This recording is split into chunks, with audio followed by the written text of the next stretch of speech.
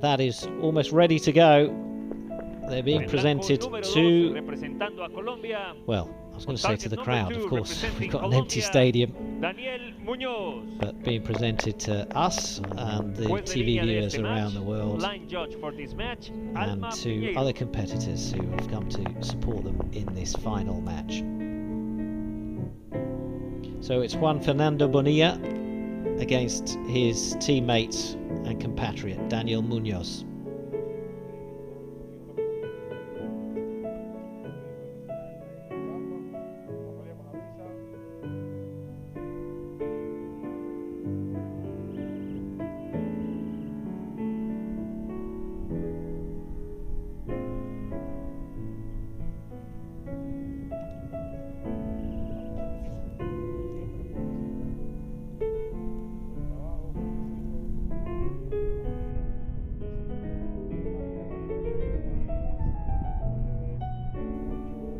Bonilla to shoot first.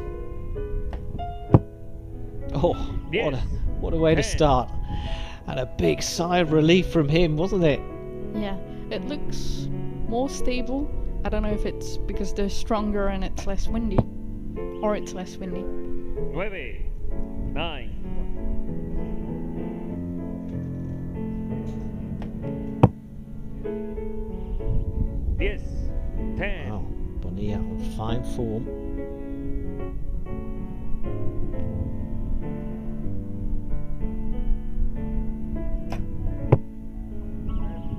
Two nines from Daniel Munoz.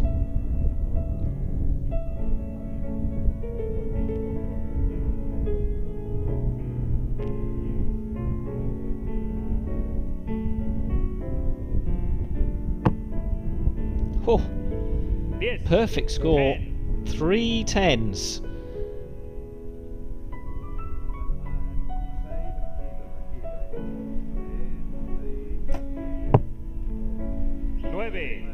Well, some excellent arrows as well from Daniel Munoz, but I mean Bonilla in superlative form.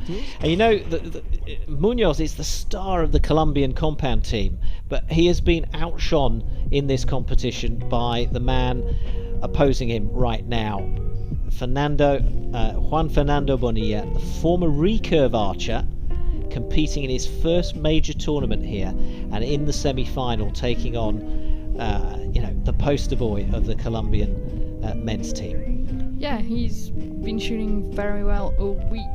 You know, qualifying first with 705. It's some great results. His matches were good as well. I think he wants to prove a point, and he's gonna do everything he can to defeat, the bronze medalist from the last World Cup final, Munoz.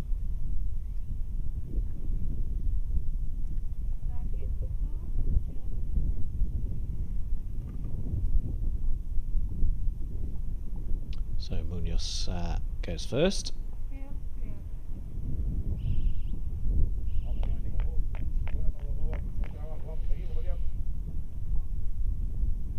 And I think you're right, it does look like the wind has calmed down a little bit.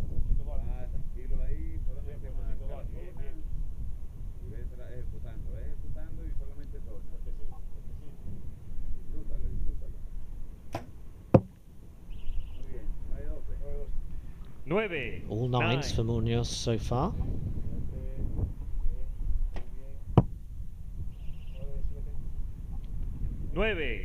Nine.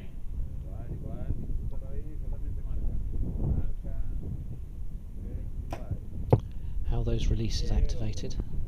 They are both thumb trigger, so they push on the button to make it go.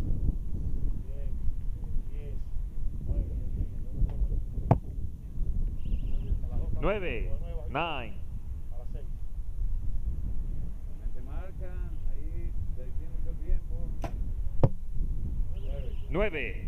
9.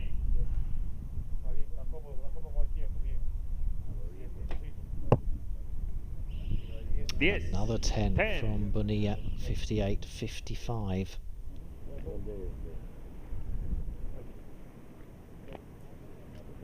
Maintains that 3-point lead.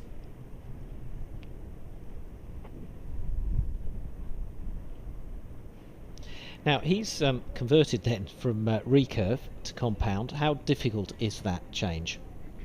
I think it's probably the easiest way to change.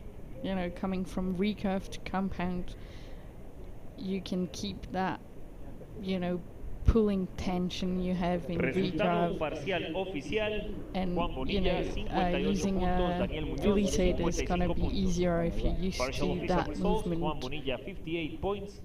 I think he's doing very well, you know, having swapped not too long ago. And obviously switching from 70-meter to 50-meter range. It will make a difference, but I think it's just two different types of archery at this point. It's not, you know, it doesn't look the same, obviously, because you're with a compound, so you have the scope that will magnify the target, whereas with a recurve, you just have a smaller aperture that doesn't magnify anything.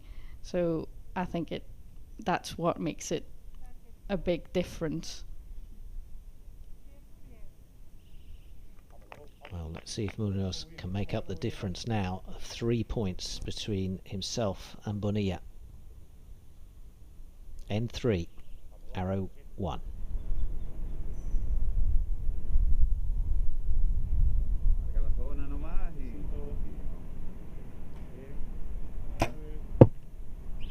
Yes.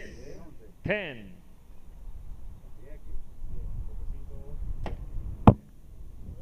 9. 9.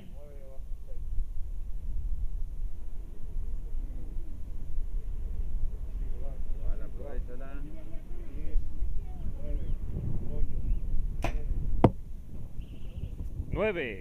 It's definitely less windy for those guys.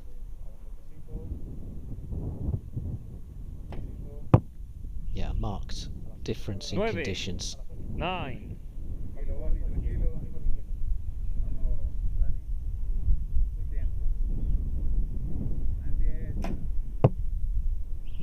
Or 9 or 10. 9 posible 10. What are you going to call it? I'm not calling anything anymore.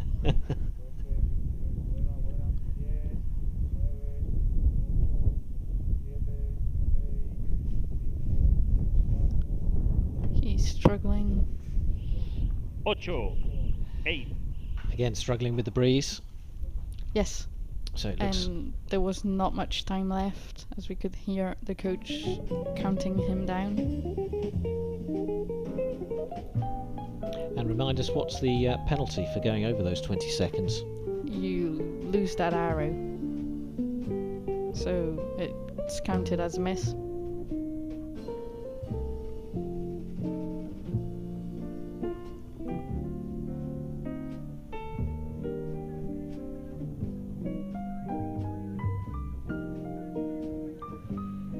Now we watch the agents do this, you know, they pull the arrows and then retrieve them and hand them back to the archer for the next, well, 2 ends time.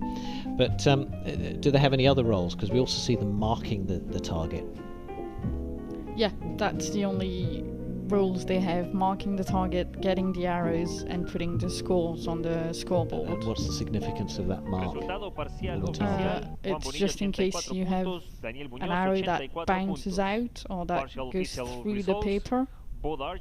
Then you can tell where you've shot before and which hole is new.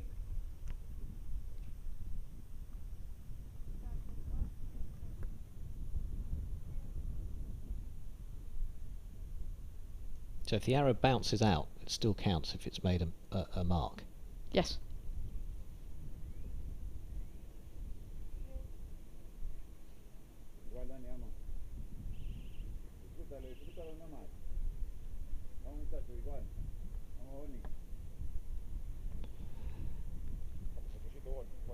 Well, it's very close. A point separates the two, all square rather, 84. There was a mark up there, wasn't there, in that last end? Yes, he got the 10, but it's still all square.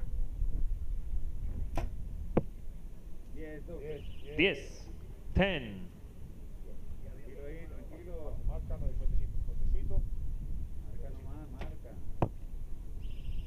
10, 10.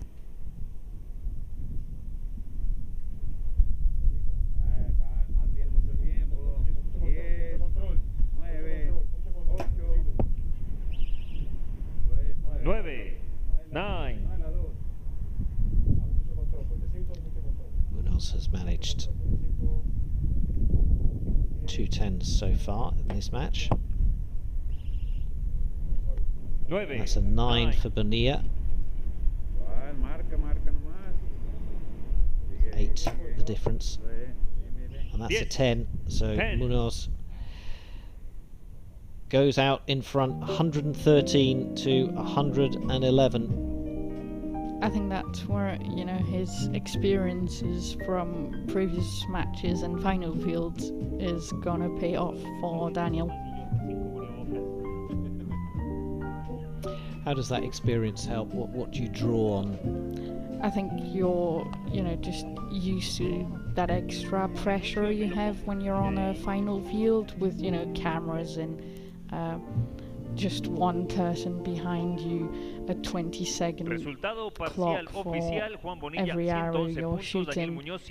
All this is just going to add that extra pressure for you, and if you're not used to it, it can, you know, damage your shooting. And yeah, hugely successful Munoz, 32 years old, multiple international medalist. He took bronze at the last Archery World Cup final, which is back in 2019 now. But can he hold on to this 2-point lead? End 5, the final end.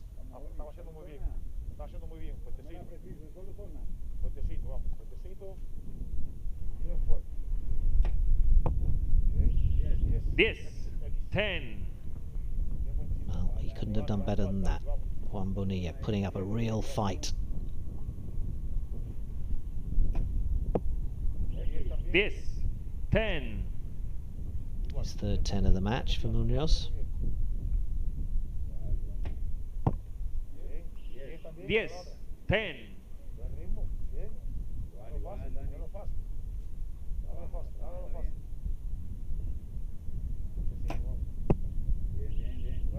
Nueve, 9.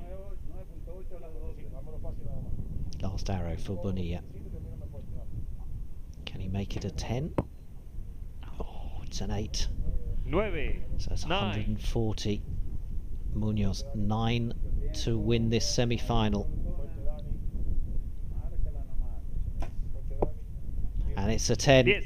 So 10. Daniel Munoz does it again, wins the semi and makes his way to the final of these Pan American Championships.